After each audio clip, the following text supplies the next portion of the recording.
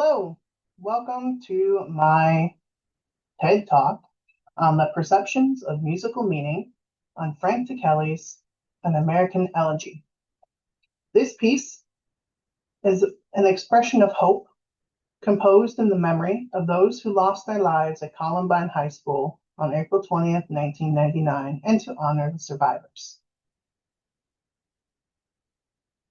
In the piece, there's an offstage trumpet solo about 3/4 of the way through the piece, supposed to suggest a celestial voice and heavenly message. On the screen is what that looks like. I took the excerpt from the score.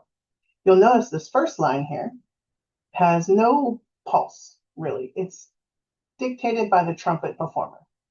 You'll note that it starts on a G, and then ultimately in the second line ends on a G, completing a full perfect ending. You'll notice that it's an ascending line as we go through. At the end of the first line, we get back into 4/4 into metered time, and we'll talk more about what the music does when we get there.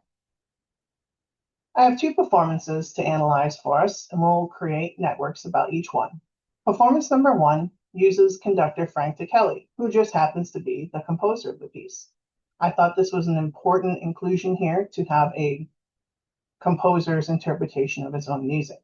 So this performance by the JU Wind Ensemble uses a trumpet solo at 7 minutes and 2 seconds, and I'll play the first half of the solo for you.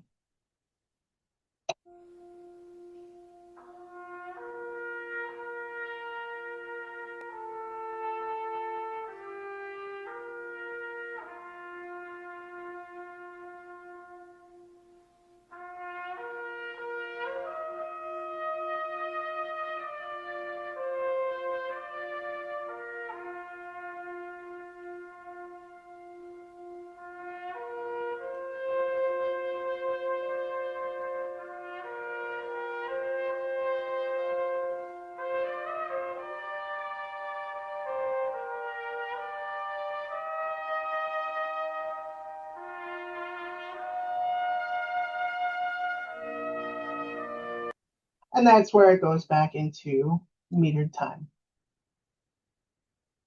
So looking at our network, we start with our generic space where the music is calm. There's a sense of peace and rest, a sense of ascension, quiet and contemplative. Our text base was taken directly from the score, where the musical notation in the part says offstage solo, and the program notes state that the solo should be distant, ethereal, and otherworldly. These are direct quotes from the score for reference, saying that the music recedes and an offstage trumpeter is heard, suggesting a celestial voice and heavenly message.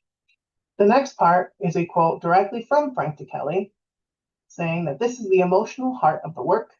The offstage solo should sound quite distant and ethereal, even otherworldly. He found it insufficient to merely place the soloist backstage with stage doors open, with the sound being too present in this configuration. So the goal is to have that solo be distant and far away. The music space, I talked a little bit of it earlier. It is an ascending line until the beat comes back. And when the pulse does come back, there's an ascending clarinet line that is very quiet, which almost sound like bells calling angels back to heaven. The accompanying voices are barely heard, and the entire trumpet solo takes 59 seconds long. So we're in that heavenly space for almost 1 whole minute of the work. Here's what the accompaniment to the solo does look like.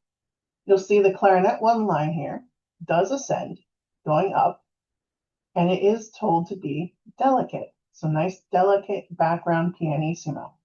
The same thing goes for the alto sax line, 1 only, delicate, and pianissimo. So these accompaniment voices are supposed to be distant and barely heard.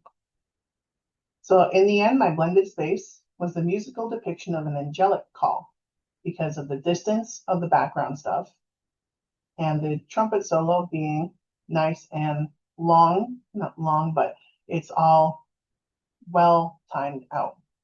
And here's the full conceptualization network with the generic space, text space, music space, and blended space all together.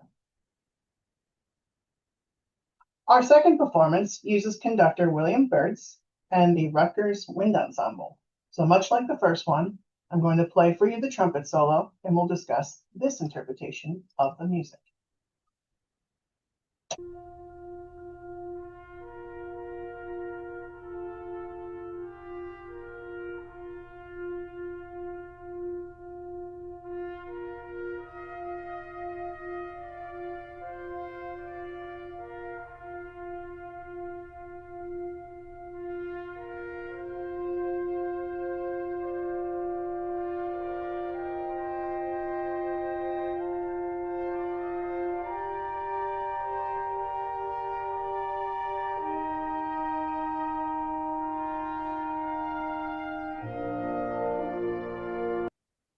So we'll talk about it more when we get to the musical space, but I can already tell differences between the first version and this version. The biggest one to me that stands out is the speed.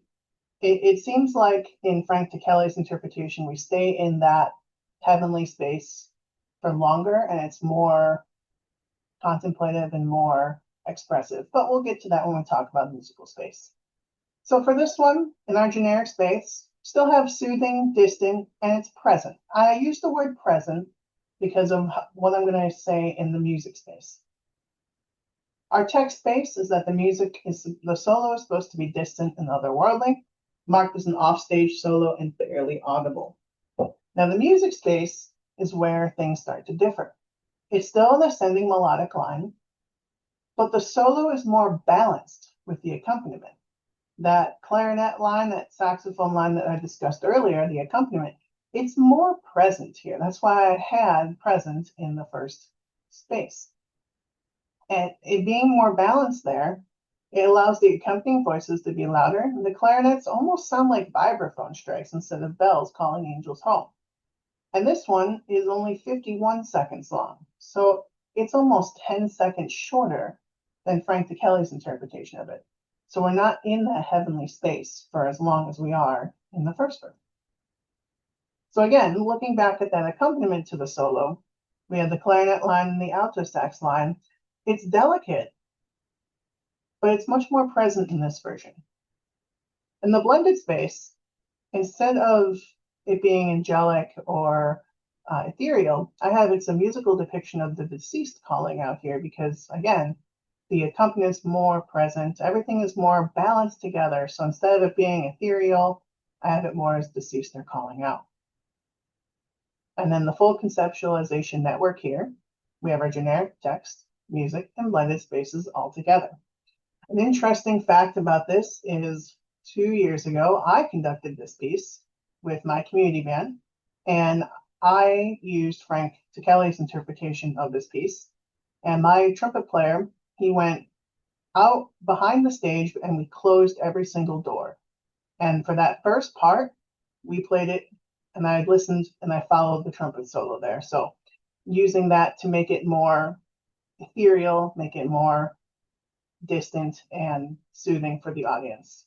So thank you for coming to my TED Talk. Have a great rest of your day.